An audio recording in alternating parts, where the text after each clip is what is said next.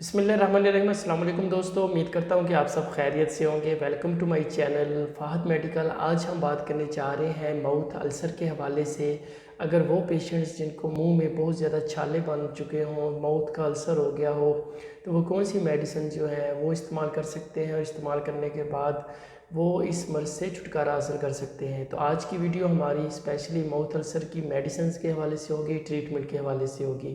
मज़ीद वीडियो में आगे बढ़ने से पहले जो मेरे चैनल पर न्यू हैं वो इस चैनल को ज़रूर सब्सक्राइब कर लें ताकि मेरी आने वाली तमाम इन्फॉर्मेटिव वीडियोस आप तक बआसानी पहुंच सके, क्योंकि ये जो चैनल है ये तमाम उन मेडिकल स्टूडेंट्स के लिए है जो कि पैरामेडिक्स में काम कर रहे हैं या फिर पैरामेडिक्स स्टाफ हैं या फिर इसके अलावा कोई मेडिकल स्टूडेंट्स हैं। तो ये चैनल आपके लिए नहायत ही मुफीद है।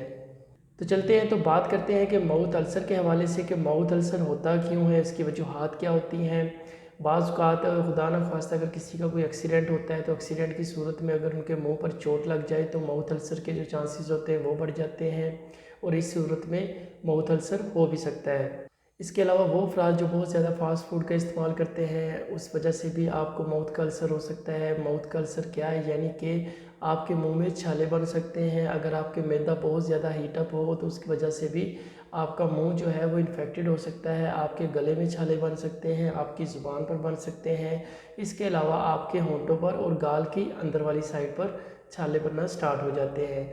तो ऐसी सूरत में आपने सबसे पहले टैबलेट रियाम का इस्तेमाल करना होता है। टैबलेट रियाम जो कि 400 mg की टैबलेट होती है जिसका फार्मूला मेट्रोनिडाज़ोल होता है। इस टैबलेट का इस्तेमाल आपने सुबह दोपहर शाम एक एक गोली का करना होता है। दूसरे नंबर पर हम बात करते हैं टैबलेट बैटनीलॉन की। बैटनीलॉन 5 mg की आपने टैबलेट लेनी होती है। इस टैबलेट का इस्तेमाल आपने सुबह शाम एक एक गोली का करना होता है। तीसरे नंबर पर हम जिस टैबलेट का इस्तेमाल करेंगे उस टैबलेट का नाम फॉलिक एसिड है, यानी कि 5 mg की जो टैबलेट है फॉलिक एसिड की वो आपने रोज़ाना की बुनियाद पर एक गोली का इस्तेमाल करना होता है। ये जो टैबलेट है ये आपके माउथ अल्सर में नहायत ही मुफीद है और नहायत ही अच्छे रिजल्ट्स रखती है, लिहाजा इसका इस्तेमाल भी आपने ज़रूरी तौर पर करना होता है। चौथे नंबर पर हम बात करेंगे ड्रॉप्स नील स्टेट की। नील स्टेट ड्रॉप्स जो कि आपने मुंह में लगाने होते हैं, यानी कि इन ड्रॉप्स में एक ड्रॉपर होता है। उस ड्रॉपर को भरकर आपने अपने मुंह में डालना होता है और ज़ुबान के साथ चारों तरफ में लगाना होता है ताकि आपके जो छाले हैं उन पर ये नील स्टेट ड्रॉप्स अच्छे से लग जाएं और कुछ लम्हों के लिए आपने खामोश रहना होता है। और ये जो नील स्टेट ड्रॉप्स हैं अगर आपके मुंह के अंदर गले में चले जाएं तो इसका कोई भी किसी किस्म का साइड इफ़ेक्ट नहीं होता। आपने इस चीज़ से बिल्कुल परेशान नहीं होना होता।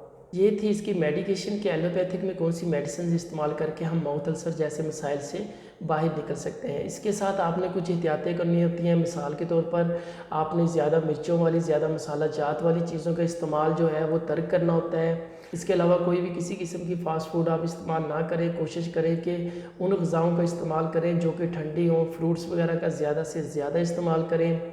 कोशिश करें कि आप जो खाना वगैरह खाएं उसमें दूध का इस्तेमाल लाजमी तौर पर करें ताकि आपके जो अल्सर है वो जल्द से जल्द रिकवर हो सके।